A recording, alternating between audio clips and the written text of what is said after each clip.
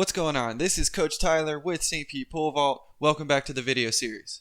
Today we will master the progressions of vaulting technique with a straight pole.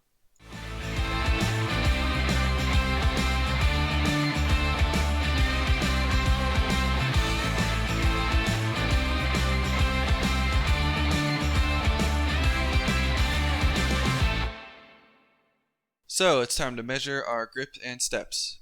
The vaulter will begin their grip low enough to ensure that they will move their pole past vertical, and then progress in small increments with each jump, similar to the grass drill. They'll be able to hold a little bit higher than the grass drill because the box dips down about 8 inches. They will stand on the runway and hold the pole in plant position with the tip in the back of the box. The top hand should be positioned vertically over the toes of the jump leg, and the grip will be low enough that the vaulter will be stepping less than a foot away from the top of the box. Have someone mark where the jump toe is placed while the vaulter is in plant position with the pole. The vaulter will then turn around facing the back of the runway with their jump toe on the mark in pole carry position and prepare to run their steps toward the back of the runway. A right-handed vaulter will count each left foot step as a step. Begin with the left foot on the mark and the right foot back. The first step is the right foot, which is not counted. Count the first moving left step as step number 1, and then continue to count every left foot step. New vaulters should begin with anywhere from 1 to 3 left foot steps. You want to have someone watch where the toe lands, utilizing a measuring tape or a mark on or next to the runway. It is important to always sprint through, not sprint to, when running steps back. Otherwise, the vaulter will slow down and lose energy.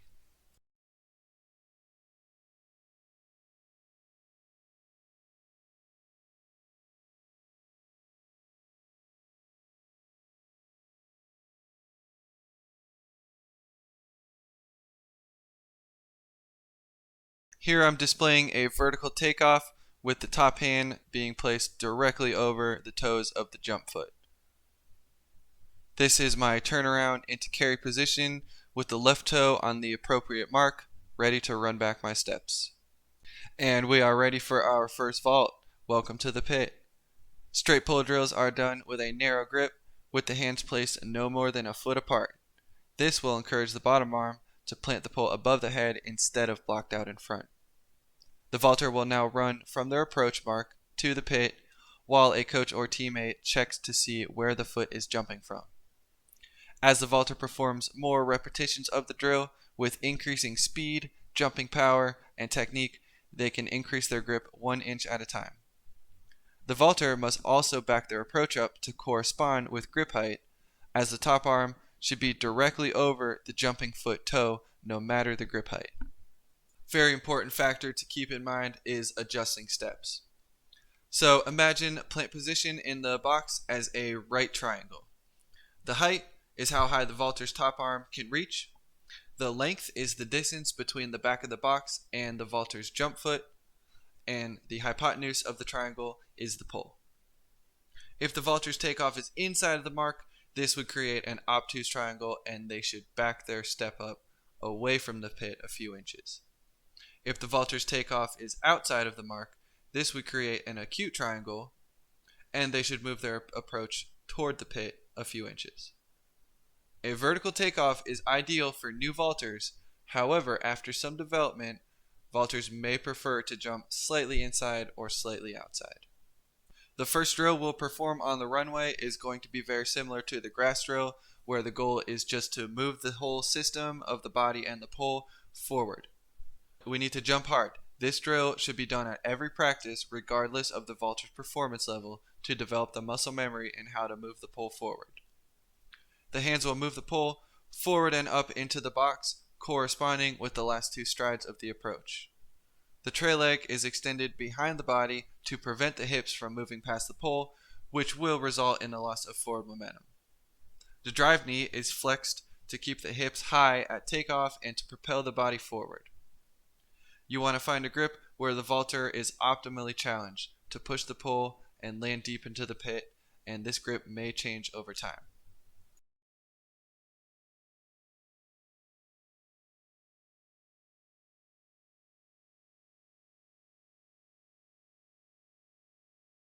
This is a demonstration of a straight pole power plant from one left step approach.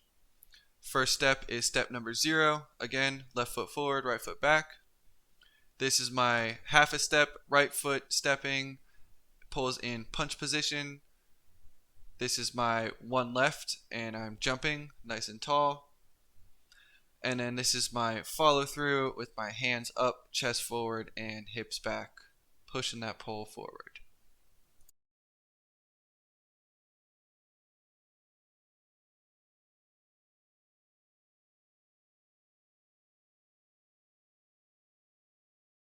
Once again, this is a straight pole power plant. This time I'm adding more power and speed because I'm running from 3 lefts. Again, I start with a powerful jump, full extension from the top arm to the jump leg. Once the jumping foot leaves the ground, it becomes the trail leg, which is held behind the pole throughout the jump. Again, my goal is just to move the system forward. I wanted to add this slide as a caution, and that is to not swing too early on the pole. The vaulter must never forget the importance of directing energy up and forward at the takeoff so the pole can move to vertical, which is often forgotten when you're working on swinging drills.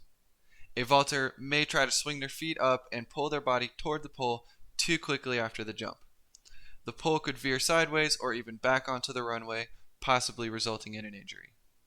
A good cue for beginners to learn how to move the pole to vertical is to hold their plant.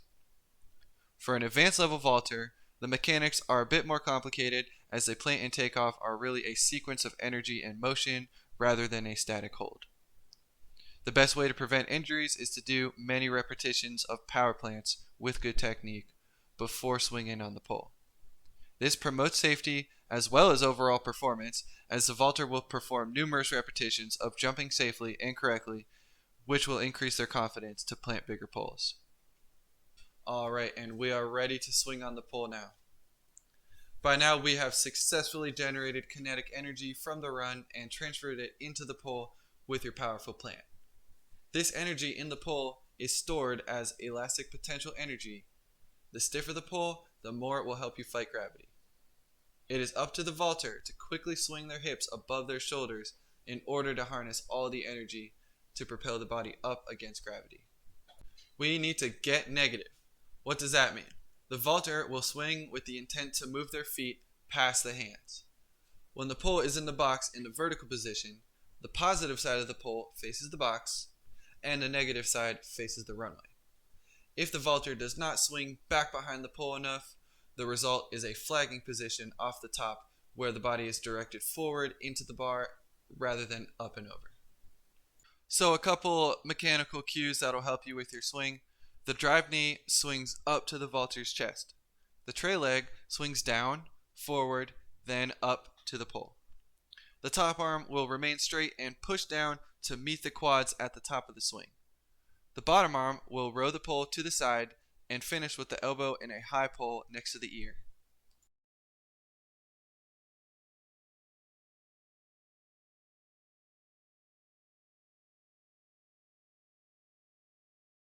So this is my half swing pop-up, and the reason I call it a half a swing is you'll notice that my feet and my legs are behind the pole in a full swing, but my torso from my hips to my shoulders are still parallel to the ground.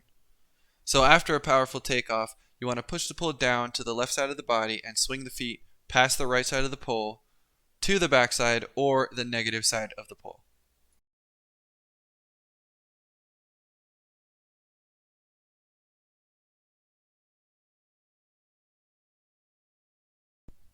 This demonstration is the full swing pop-up. So again, we want to swing the legs behind the pole to the negative side. And then we extend the hips and drop the shoulders so the torso can get inverted with the legs.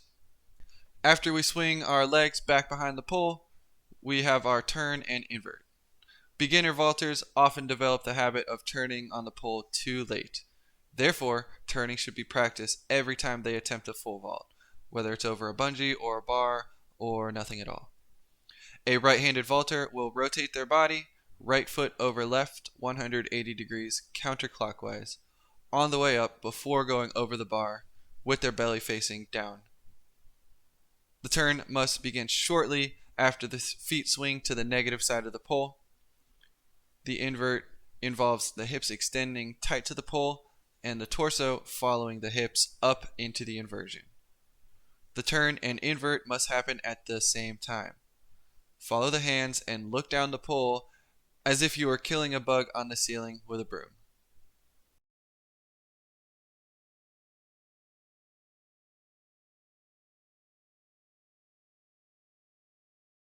Again, we have to have our athletes practice the turn as soon as possible because bad habits do develop.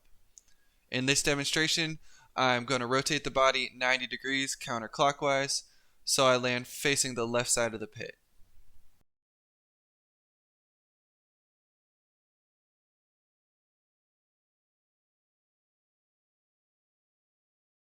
This is my full turn. I'm rotating the body 180 degrees counterclockwise so I land facing the runway.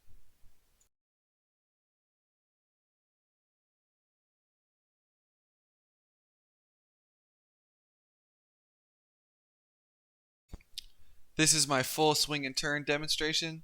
Again, I'll swing my feet back behind the hands, and then I'm going to look down the pole to turn and invert at the same time. And I will note that my top arm should be a little tighter to my belly so that my body lines up vertically to the pole a little better.